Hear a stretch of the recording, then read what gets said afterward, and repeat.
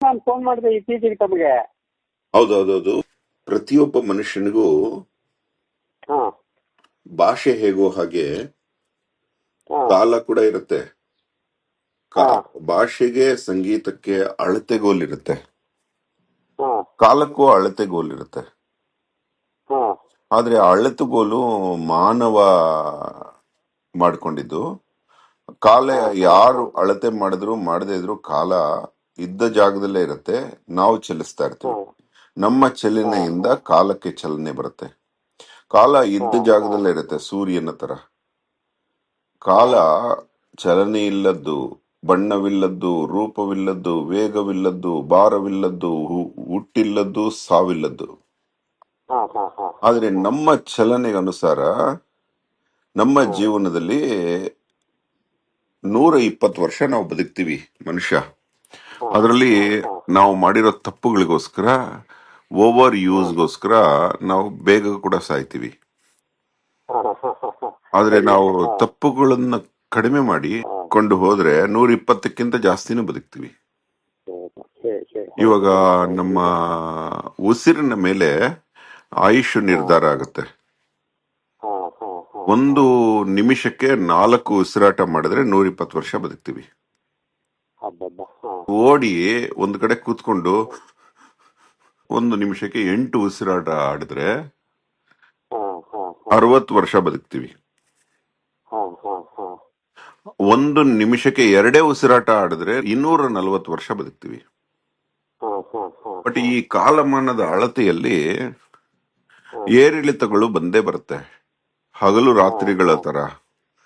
ಅದು ಹಾ ಹಾ ಏನಾಗಿದೆ, ಹಾ ಸುಮಾರು 12.5 ವರ್ಷ ಪ್ರತಿ ಹಾ 30 ವರ್ಷದಲ್ಲಿ ಇಳಿತಾ ಇರುತ್ತೆ. ಹ್ಮ್ ಹಾ ಹಾ ಹಾ ಇನ್ನು 17.5 ವರ್ಷ ಏರಿರುತ್ತೆ. ಹಾ ಹಾ ಹಾ ಅದರಲ್ಲಿ ಸಮತ್ವನೂ ಸ್ವಲ್ಪ ಇರುತ್ತೆ 2.5 ವರ್ಷ. ಹಾ ಹಾ ಹಾ ಹಾ ಈ ಇಳಿತದ ಸಮಯ ಹಾ ಅಹೋರಾತ್ರನಿಗೆ ಹ್ಮ್, ಹಾ ಈ ನಳಚಕ್ರವರ್ತಿ, ಆ, ಹಾ ಈ ವಿಕ್ರಮಾದಿತ್ಯ, ಸತ್ಯ ಹರಿಶ್ಚಂದ್ರ ಇವರಿಗೆಲ್ಲ ಬಂದಂಗೆ ವಿಚಿತ್ರ ಕ್ಲಿಷ್ಟ ಪರಿಸ್ಥಿತಿಗಳನ್ನ ಎದುರಿಸಬೇಕಾಯ್ತು. ಆದ್ರೆ ಅದು ಹೌದಾ. ಹಣಕಾಸಿನಲ್ಲ.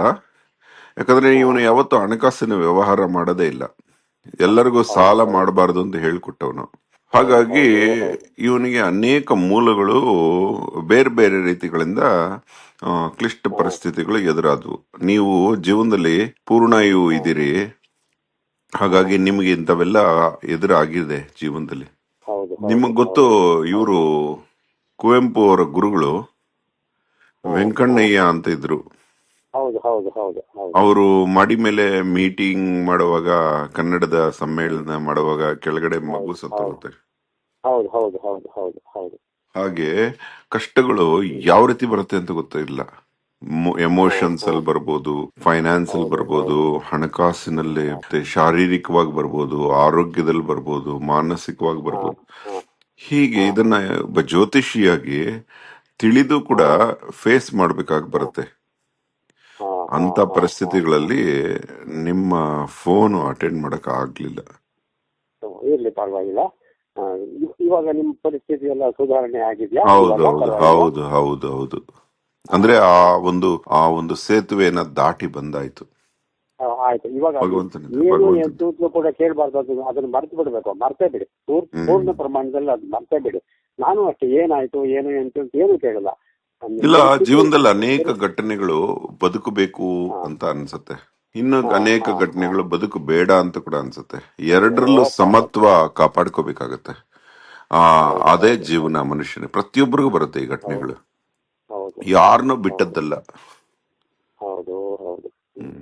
ಹ್ಮ್. ಮೈಸೂರು ಕಡೆ ಬರೋ ಸಂದರ್ಭ ಬರ್ತೀನಿ ಸಿಕ್ಕಿದ್ಯಾ ಸರ್ ಬರ್ತೀನಿ ತಾವು? ಈಗ ಬರ್ತೀನಿ. ನೆಕ್ಸ್ಟ್ ಯಾವಾಗಾದ್ರೂ ಬರ್ತೀನಿ. ಈ ಆ, ಈ ತಿಂಗಳು ಬರ್ತೀರಾ? ಈ ತಿಂಗಳು ಬರೋದಕ್ಕೆ ಪ್ರಯತ್ನ ಪಡ್ತೀನಿ, ಬರ್ತೀನಿ. ಹಾ ಹಾ. ಸೀದಾ ನಮ್ಮ ಮನೆಗೆ ಬಂದ್ಬಿಡಿ. ಹೌದೌದು. ಮೇಲ್ಗಡೆ ಜಾಗ ಇದೆ, ಅಲ್ಲಿ ನಮ್ಮ ಮನೇಲೆ ಹೋಟ್ಲಲ್ಲಿ ಗೀಟ್ಲಲ್ಲಿ ಎಲ್ಲೂ ಉಳಿಬೇಡಿ, ನಮ್ಮ ಮನೇಲೆ ಉಳಿಬೇಕು. ಇದು ನನ್ನ ಪ್ರೀತಿ ಪೂರ್ವಕವಾದ ಪ್ರಾರ್ಥನೆ. ನಮ್ಮ ಮನೆಯಲ್ಲೇ ಕಾ- ಉಳಿಬೇಕು. ಇವಾಗ ಸಮಯದ ಬಗ್ಗೆ, ಕಾಲದ ಬಗ್ಗೆ ಹಾ. ನಿಮ್ದೊಂದು ಎರಡು ಮಾತು ಹೇಳಿ. ಇದು ಕಷ್ಟ. ನಾನು ನಿಮ್ಮ ಎದುರುಗಡೆ ಕಾಲದ ಬಗ್ಗೆ ಮಾತಾಡೋದು ಬಹಳ ಕಷ್ಟ. ಓಕೆ, ನೀವು ಬಹಳ ದುಃಖದ ಬಗ್ಗೆ ಮಾತಾಡಿ. ದುಃಖದ ಬಗ್ಗೆನೂ ಮಾತಾಡೋದು ಎಲ್ಲ ನಾನು ಅಷ್ಟು ಮರ್ತು ಬಿಟ್ಟಿದ್ದೀನಿ. ನಾನು ಪೂರ್ವದ್ದೆಲ್ಲ ಅಷ್ಟು ಮರ್ತು ಬಿಟ್ಟಿದ್ದೀನಿ. ಅದು ಜ್ಞಾಪಕ ಮಾಡ್ಕೊಳ್ಳೋದು ಬೇಡ ಬೇಡ. ಅಲ್ಲ ನಿಮ್ಮ ಅಂತಂದ್ರೆ ನಿಮ್ಮ ಕಾವ್ಯ ಶೈಲಿಯಲ್ಲಿ ಮಾತಾಡಿ. ಅನುಭವ ಜ್ಞಾನ ಬೇಡ, ನಿಮ್ಮ ಸಾಹಿತ್ಯ ಜ್ಞಾನದಲ್ಲಿ ಹೇಳಿ. ಒಂದೇನಪ್ಪ ಅಂದ್ರೆ ಇವಾಗ ನೀವೊಂದೆರಡು ಮಾತು ಹೇಳಿದ್ರಿ, ನನಗೆ ಬಹಳ ಸಂತೋಷವಾಯ್ತು. ನಾನೊಂದೆರಡು ಮಾತು ನಿಮಗೆ ಹೇಳಿದೆ, ನಿಮಗೆ ಸಂತೋಷವಾಯ್ತು. ರಸ್ತೆಯಲ್ಲಿ ಹೋಗ್ತಾ ಇರೋರು ಅವ್ರ ಸಂಸಾರದ ವಿಚಾರದಲ್ಲಿ ಏನೋ ಮಾತಾಡ್ಕೊಂಡು ಹೋಗ್ತಾ ಇದ್ರು. ಅವಾಗ ಅವರೊಂದೆರಡು ಗಾದೆ ಮಾತು ಬಳಸಿದ್ ನಮ್ ಕಿವಿಗೆ ಬಿಟ್ಟು ಸಂತೋಷವಾಯ್ತು. ಈ ಸಂತೋಷ ಅಂತ ಅನ್ನೋದು ಜೀವನದಲ್ಲಿ ಒಳ್ಳೇದು. ಆ ಒಳ್ಳೇದನ್ನ ಇಟ್ಕೋಬೇಕಂತೆ. ಎತ್ತಿಕೋ ನಿನ್ನ ಕೈಗಳಲ್ಲಿ ಒಳ್ಳೆಯದನ್ನ, ಒತ್ತಿಕೋ ನಿನ್ನ ಕಣ್ಗಳಲ್ಲಿ ಒಳ್ಳೆಯದನ್ನ, ಮೆತ್ತಿಕೋ ನಿನ್ನ ಮನಸ್ಸಿನಲ್ಲಿ ಒಳ್ಳೆಯದನ್ನ, ಕೆತ್ತಿಕೋ ನಿನ್ನ ಹೃದಯದಲ್ಲಿ ಒಳ್ಳೆಯದನ್ನ, ಸುತ್ತಿಕೋ ನಿನ್ನ ಕರುಳು ಮೇಲೆ ಒಳ್ಳೆಯದನ್ನ, ಬಿತ್ತಿಕೋ ನಿನ್ನ ವಂಶದಲ್ಲಿ ಒಳ್ಳೆಯದನ್ನ. ಆಗ ನೀನಾಗುವೆ ವಿಶ್ವಮಾತೆಯ ಮುದ್ದಿನ ಚಿನ್ನ ಅನ್ನೋ ಮಾತನ್ನು ಪೂರ್ವಕಾಲದವ್ರು ಹೇಳಿದ್ರು. ಹಾಗೆ ನಿಮ್ಮ ಮಾತು ಇದುವರೆಗೂ ನಾನು ಏನೊಂದು 2 ನಿಮಿಷ ಕೇಳಿದೆ, ಅದರಲ್ಲಿ ಅನುಭವದ ರಸಾಮೃತ ಅಂತ ನನಗೆ ಸಿಕ್ತು. ಆ ಅನುಭವದ ರಸಾಮೃತವನ್ನು ನಾನು ಆಘ್ರಾಣ ಮಾಡಿದೆ. ಅದರಿಂದ ನನಗೆ ಬಹಳ ಹರ್ಷವಾಯಿತು. ಈ ಒಂದು ವಿಶಿಷ್ಟವಾಗಿರ್ತಕ್ಕಂಥ ನಿಮಿಷವನ್ನ ಯಾವತ್ತೂ ಕೂಡ ನಾನು ಮರಿಬಾರ್ದು, ಮರೆಯೋದಿಲ್ಲ. ನಿಮ್ಮ ಆಗಮನಕ್ಕೋಸ್ಕರ ನಾನು ಪ್ರತಿಕ್ಷಣವೂ ನಿರೀಕ್ಷೆ ಮಾಡ್ತಾ ಇದ್ದೀನಿ. ದಯವಿಟ್ಟು ಮೈಸೂರಿಗೆ ಬನ್ನಿ, ನಿಮ್ಮ ಹತ್ರ ಮಾತಾಡ್ಬೇಕು, ನಿಮ್ಮ ಮಾತನ್ನು ನಾನು ತುಂಬಾ ಕೇಳಬೇಕು. ಇದು ನನ್ನ ಅಪೇಕ್ಷೆ. ಅಯ್ಯೋ, ಶ್ರೀಗಂಧ ಹೇಳ್ತಂತೆ ಬೇವಿನ ವಾಸನೆ ನೋಡ್ಬೇಕು ಅಂತ. ಎಂತ ಮಾತು ಸರ್, ನಿಮ್ ಮಾತು ನಾನ್ ಕೇಳ್ಬೇಕು. ಶ್ರೀಗಂಧ, ಮೈಸೂರಿನ ಶ್ರೀಗಂಧ. ನಿಮ್ಮ ಮಾತನ್ನು ನಾನು ಕೇಳ್ಬೇಕು. ನಾವೆಲ್ಲ ಬೇವಿನ ಮರ ಸರ್, ನೀವು ಶ್ರೀಗಂಧದ ಮರ. ಹಾಗೆಲ್ಲ ಮಾತಾಡಬಾರ್ದು. ತಾವು ಕುಡ್ದು ನೀವು ನನಗೆ, ನಾನು ಎಲ್ಲೋ ಕೂತ್ಕೊಂಡಿದ್ದವನನ್ನ ಸಾರ್ವಜನಿಕವಾಗಿ ನನ್ನನ್ನು ಪರಿಚಯ ಮಾಡಿಸ್ಕೊಟ್ಟು ನಿಜವಾಗ್ಲೂ ಮಹಾ ಉಪಕಾರ ಮಾಡಿದ್ದೀರಿ. ನೀವು ನನಗೆ ನನ್ನ ವಂಶದ ಪೂರ್ವಕರನ್ನು ಎಲ್ಲರನ್ನೂ ಕೂಡ ನಿಮ್ಮ ಮುಖಮಂಡಲದಲ್ಲಿ ನಾನು ನೋಡ್ತಾ ಇದ್ದೀನಿ. ಅಯ್ಯೋ ದೇವಾ, ಅಯ್ಯೋ ದೇವಾ. ಇದು ಸತ್ಯವಾದ ಕರ್ನಾಟಕದಲ್ಲಿ ನಿಮ್ಮಂತ ರತ್ನ ಇರೋದು ನಿಜ. ಅದರಲ್ಲಿ ನಾನೊಬ್ಬ ಸಮುದ್ರದ ಆಳಕ್ಕೆ ಹೋಗ್ಬಿಟ್ಟು ಮುತ್ತನ್ನ ಆರಿಸೋನು. ನಾನು ಒಬ್ಬ ಏನು ಲಂಗೋಟಿ ಕಟ್ಕೊಂಡು ಕೆಳಗಡೆ ಹಾರಿ ನಿಮ್ಮಂತ ಮುತ್ತನ್ನ ಹೊರಗಡೆ ತಂದು ಕೊಟ್ಟೆ ಅಂತ ಇಟ್ಕೊಳ್ಳಿ. ಆದ್ರೆ ಮುತ್ತಿಗೆ ಬೆಲೆ, ಮುತ್ತು ತಂದವನು ಏನಿಲ್ಲ. ಮುತ್ತಿಗೆ ಬೆಲೆ ಎಲ್ಲ ಅದು ಕೊಟ್ಟು. ಇವಾಗ ವಿವೇಕಾನಂದ ಅಮೆರಿಕಾ ದೇಶಕ್ಕೆ ಹೋಗಿರಬಹುದು, ಅಲ್ಲಿ ಉಪನ್ಯಾಸ ಮಾಡಿರಬಹುದು. ಆದ್ರೆ ಅಮೆರಿಕಾ ದೇಶಕ್ಕೆ ಹೋಗೋ ಸಂದರ್ಭದಲ್ಲಿ ಕರ್ನಾಟಕದಿಂದನೋ ಭಾರತದಿಂದನೋ ಅವ್ರೂರ್ಲಿಂದನೋ ಯಾವನೋ ಒಬ್ಬ ಟ್ರೈನ್ ಟಿಕೆಟ್ ತಂದು ಕೊಡ್ತಾನಲ್ಲ, ಟಿಕೆಟ್ ಕೊಡ್ತಾನಲ್ಲ, ಕೂಡ್ತಿದ್ದಲ್ಲ, ಅವನ್ ದೊಡ್ಡವನಲ್ವೇ ಅವ್ರಿಗಿಂತಲೂ. ಹೌದೌದೌದು. ಎಂತ ಮಾತಪ್ಪ, ಎಂತ ಮಾತು. ತುಂಬಾ ಒಳ್ಳೆ ಸಂಸ್ಕೃತಿ ನಿಮ್ದು. ಇಂತಹ ಸಂಸ್ಕೃತಿ ಇರ್ತಕ್ಕಂತ ಜನಗಳು ನಮ್ಮ ದೇಶದಲ್ಲಿ ಇರೋದ್ರಿಂದಲೇ ದೇಶ ಈ ಮಟ್ಟಕ್ಕಾದ್ರೂ ಇದೆ ಇವತ್ತು. ಏನ್ ಸರ್, ಏನು ಅಪೇಕ್ಷೆ ಪಡೋದಿಲ್ವಲ್ಲ ಸರ್ ತಾವು? ಅಪೇಕ್ಷೆನೇ ಇಲ್ವಲ್ಲ ನಿಮ್ಗೆ? ಏನ್ ಹೇಳದ್ನ? ಜನಪ್ರಿಯತೆ ಅಪೇಕ್ಷೆ ಇಲ್ಲದವನಿಗೆ ದುಃಖ ಬರುವುದಿಲ್ಲ. ಆ ದುಃಖ ಬಂದಿದೆ ಅಂದ್ರೆ ಅಪೇಕ್ಷೆ ಇತ್ತು ಅಂತಷ್ಟೇ. ಸಾವಿನ ಬಯಕೆ ಕೂಡ ಅಪೇಕ್ಷೆನೆ. ಸಾವಾಗ್ಬೇಕು, ನಾನು ಸಾಯ್ಬೇಕು ಅನ್ನೋದು ಅಪೇಕ್ಷೆನೆ. ಅದನ್ನು ಗೆಲ್ಬೇಕು. ಇವಾಗ ಗೋಶಾಲೆ ಒಂದ್ರಲ್ಲಿ ಸಮಯ ಕಳೀತಾ ಇದ್ದೀನಿ. ಗೋಶಾಲೆ ಒಂದು 13-14 ಗೋವುಗಳಿದೆ. ಅವುಗಳ ನಡುವೆ ಕಾಲ ಕಳೀತು. ಇವಾಗ ಬಾಂಬೆ ಬಿಟ್ಟು ಬೆಂಗಳೂರಿಗೆ ಬಂದಾಯ್ತು. ಬೆಂಗಳೂರು, ಇವಾಗ ಬೆಂಗಳೂರಿನಲ್ಲೇ ಇದ್ಬಿಟ್ಟಿದ್ದೀರಾ ನೀವು ಈಗ? ಎಷ್ಟು ದಿವಸದಿಂದ ಇದ್ದೀರಿ ಇವಾಗ ತಾವು? ಸುಮಾರು 1.5 ವರ್ಷದಿಂದ ಇದ್ದೀನಿ. 1.5 ವರ್ಷದಿಂದ. ಬಟ್ ಒಂದು ರೀತಿಯ ಅಜ್ಞಾತದಲ್ಲಿದ್ದೀನಿ. ನಂದೇ ಆದ ಒಂದು ಲೋಕ, ಅಂತರ್ವಲಯದಲ್ಲಿದ್ದೀನಿ. ಅದನ್ನ ವಿಪಶ್ಯನ, ಅಂತಃಪಶ್ಯನ, ನನ್ನನ್ನು ನಾನು ನೋಡ್ಕೋತಾ ಇದ್ದೀನಿ. ಯಾರನ್ನೂ ಭೇಟಿ ಮಾಡಿರ್ಲಿಲ್ಲ. ಅಷ್ಟರಲ್ಲಿ ನಿಮ್ಮ ಮೂಗೂರು ಅವರೆಲ್ಲ ನಿಮ್ ಬಗ್ಗೆ ಮಾತಾಡಿದ್ರು. ಇತ್ತೀಚೆಗೆ ಅವನು ಕುಮಾರ್ ಅಂತ ನಿಮ್ಮ ಶಿಷ್ಯ ಒಬ್ಬ ಮಾತಾಡ್ದ, ಪ್ರಸನ್ನ ಕುಮಾರ್ ಅಂತ. ತುಂಬಾ ನಿಮ್ಮ ಶಿಷ್ಯವರ್ಗ ನನಗೆ ಫೋನ್ ಮಾಡಿ ಮಾತಾಡ್ತಾ ಇತ್ತು, ನಿಮ್ ಬಗ್ಗೆ ವಿಚಾರಿಸ್ಕೊಳ್ತಾ ಇತ್ತು. ನೀವು ಪೂರ್ಣಾಯುಷ್ಯಗಳು, ನಿಮ್ಗೇನು ತೊಂದರೆ ಆಗಲ್ಲ. ನಮಗೂ ಇವಾಗ ಬಹಳ ದಿವಸ ಇರ್ಬೇಕು ಅನ್ನೋ ಅಪೇಕ್ಷೆನೂ ನಾವು ಹೊಂದಿಲ್ಲ. ಇಲ್ಲ, ಕನ್ನಡಕ್ಕೆ ನಿಮ್ಮ ಅಗತ್ಯ ಇದೆ, ಕರ್ನಾಟಕಕ್ಕೆ ಅಗತ್ಯ ಇದೆ, ನಿಮ್ ಭಾಷೆ ಅಗತ್ಯ ಇದೆ. ನನಗಿರೋದು ನಮ್ಮ ಅಹೋರಾತ್ರರ ಜೊತೆ ನಾನು ಒಂದ್ ಸ್ವಲ್ಪ ಕಾಲ ಕಲಿಬೇಕು ಅಂತ ಅಪೇಕ್ಷೆ ನನಗಿದೆ. ಆ ಅಪೇಕ್ಷೆ ದೇವರು ನನಗೆ ಅನುಗ್ರಹ ಮಾಡಿದ್ದಾನೆ. ಓಕೆ, ನೀವು ಆ ಪುಸ್ತಕ ಎಲ್ಲ ಖಾಲಿ ಆಗೋಯ್ತಾ ನೀವು ಬರೆದಿದ್ದು? ಅದಾಯ್ತು ಸರ್. ಅದು ಇವಾಗ ಹೊಸದಾಗಿ ಮತ್ತೆ ಬಂದಿದೆ. ಇವಾಗ 2600 ಪುಟ ಆಗಿದೆ ಸರ್. ಇವಾಗ ಇನ್ನೂ ಒಂದ್ ಸ್ವಲ್ಪ ಜಾಸ್ತಿ ಮಾಡಿದೀವಿ. ಹೌದಾ? ಮತ್ತೆ ಪುನಃ ಮುದ್ರಣ ಆಗ್ತಾ ಇದೆಯಾ? ಪುನರ್ಮುದ್ರಣ ಆಗಿದೆ ನನ್ನ ಹತ್ರ ಇದೆ, ನಿಮಗೆ ಕಳಿಸ್ಕೊಡ್ತೀನಿ. ಅಯ್ಯೋ, ಹಳೆದು ಇದೆ. ಆ ಮುದ್ರಣಾಲಯ ಅಷ್ಟು ಪುಟ ಪ್ರಿಂಟ್ ಮಾಡಿ ಮಾಡಿ ಸುಸ್ತಾಗ್ಬಿಟ್ಟಿರುತ್ತೆ. ಹೋಗಿ ಅದಕ್ಕೊಂದ್ಸಲ ಸಾಂತ್ವನ ಹೇಳಿ, ಧೈರ್ಯ ಹೇಳಿ, ಅದೇ ಅದಕ್ಕೆ ಅದಕ್ಕೊಂದು ಬೆನ್ನು ಸವರಿ ತಪ್ಪಾಯ್ತಪ್ಪ, ನೀನು ತುಂಬಾ ದುಡ್ದಿದೀಯಾ ಅಂತ ಹೇಳಿ ಪಾಪ.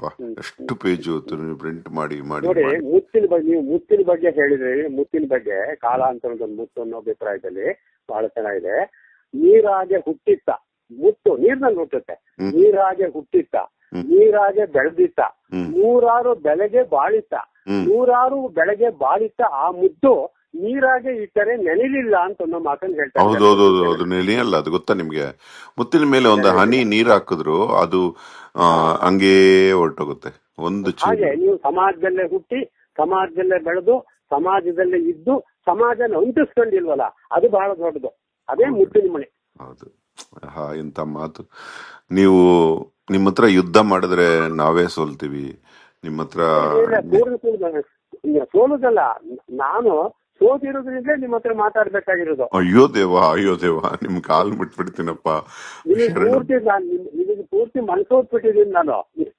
ಅದರಿಂದಾನೆ ನಾನು ಎಷ್ಟು ಸರಿ ಫೋನ್ ಮಾಡಿ ನೀವು ಎಷ್ಟೆಲ್ಲ ಹೋದ್ರೆ ನಾನು ಬೇಜಾರು ಮಾಡ್ಕೊಂಡಿಲ್ಲ ಅಂದ್ರೆ ನಿಮ್ ಬಗ್ಗೆ ಭಕ್ತಿ ಜಾಸ್ತಿ ಇದೆ ಅಂತ ಅದರ ಅರ್ಥ. ಅಯ್ಯೋ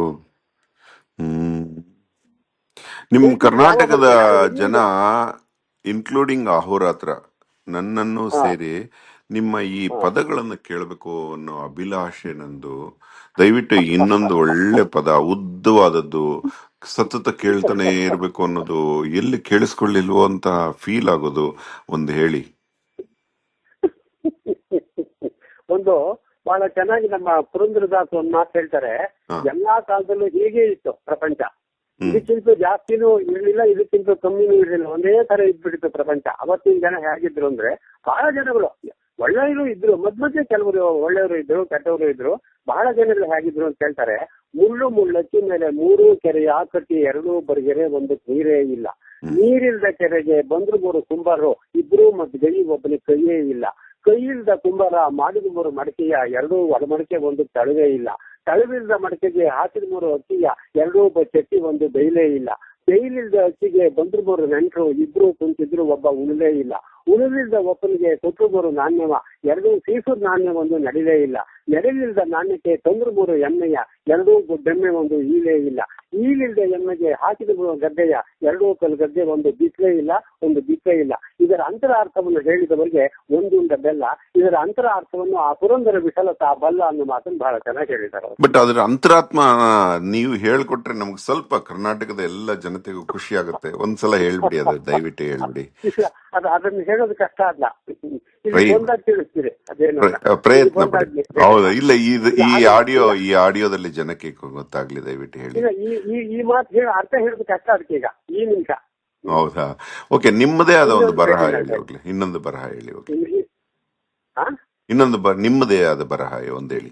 ನೀವು ಒಂದೇನಪ್ಪ ಅಂತಂದ್ರೆ, ಇದು ಸದ್ಗುರುಗಳ ಸನ್ನಿಧಾನದಲ್ಲಿ ಮಾಡುವ ವಿದ್ಯಾಭ್ಯಾಸ ಅಂತಂದ ತಪಸ್ಗೆ ಮೊದಲು ವಿದ್ಯಾರ್ಥಿನಿಗಾಗ್ಲಿ ಏನ್ ದೊರೆಯುತ್ತೆ ಅಂದ್ರೆ ಅನ್ನ ದೊರೆಯುತ್ತೆ.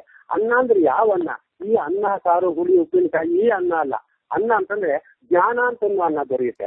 ಯಾವಾಗ ಜ್ಞಾನ ಅಂತನ್ನೋ ಅನ್ನ ದೊರೀತೋ ಮನಸ್ಸಿಗೆ ಆರೋಗ್ಯ ಅಂತನ್ನೋ ಚಿನ್ನ ಸಿಕ್ಕುತ್ತೆ. ಯಾವಾಗ ಮನಸ್ಸಿಗೆ ಆರೋಗ್ಯ ಅಂತನ್ನೋ ಚಿನ್ನ ಸಿಕ್ತೋ ಜೀವನದುದ್ದಕ್ಕೂ ಆನಂದ ಅಂತನ್ನೋ ರನ್ನ ಸಿಕ್ಕುತ್ತೆ. ಯಾವಾಗ ಆನಂದ ಅಂತನ್ನೋ ರನ್ನ ಸಿಕ್ತೋ ಭಗವಂತನ ಆಶೀರ್ವಾದದಿಂದ ಕಷ್ಟ ಕಾರ್ಪಣ್ಯಗಳ ಬಣ್ಣ ಎಲ್ಲ ಮನ್ನಾ ಆಗುತ್ತೆ.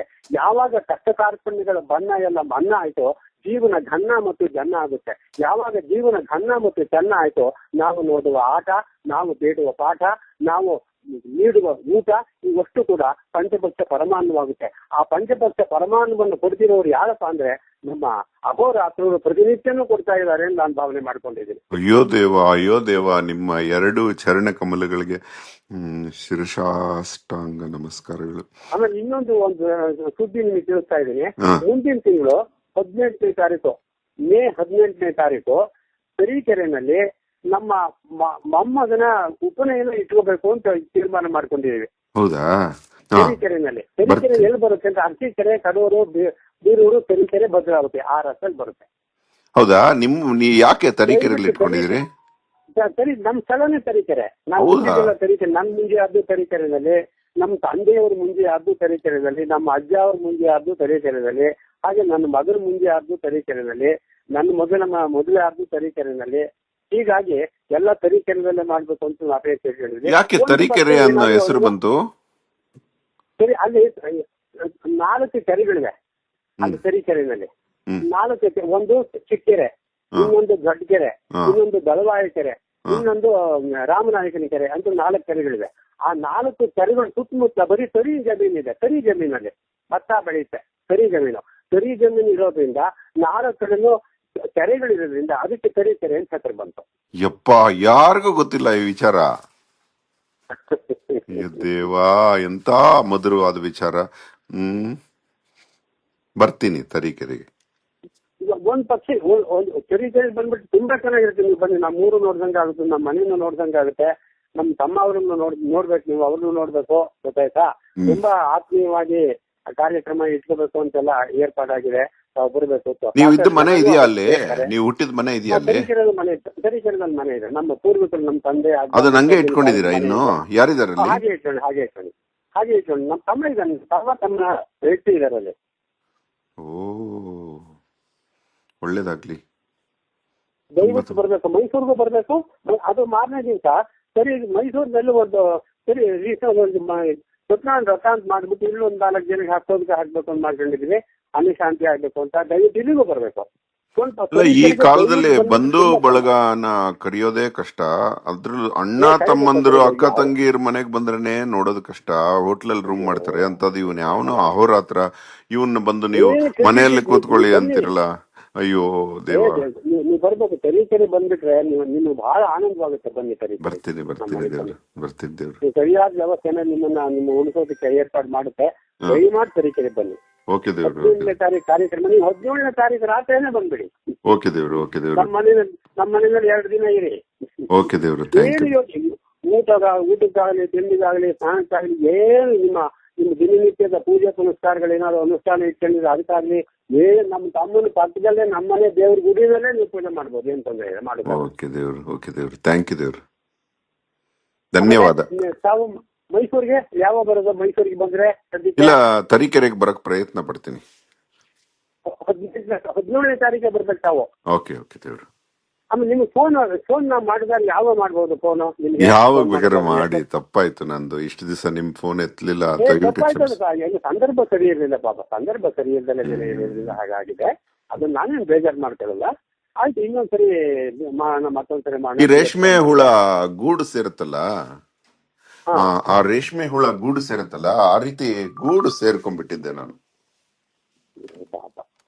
ಆಯ್ತು, ನಾನು ಯಾಕೆ ಏನಾಯ್ತು ಅಂತ ಏನು ಕೇಳಿದ ಜ್ಞಾಪನ ಮಾಡ್ಕೋಬೇಡಿ. ನೀವು ಕೂಡ ಜ್ಞಾಪನ ಮಾಡ್ಕೊಳ್ಳಿ. ಇದಕ್ಕೆ ಯಾವ ಭಯಾನೂ ಅಲ್ಲ, ಹಣಕಾಸಿನ ವಿಚಾರನೂ ಅಲ್ಲ. ಇದೊಂದು ಆಧ್ಯಾತ್ಮಿಕವಾದಂತಹ ಒಂದು ಇದು ಒಳಗಡೆ ಗೂಡು ಸೇರುವಿಕೆ. ಇದು ಅಂದ್ರೆ ಚಿಂತನೆಗೊಳಗಾಗ್ಬಿಟ್ಟೆ.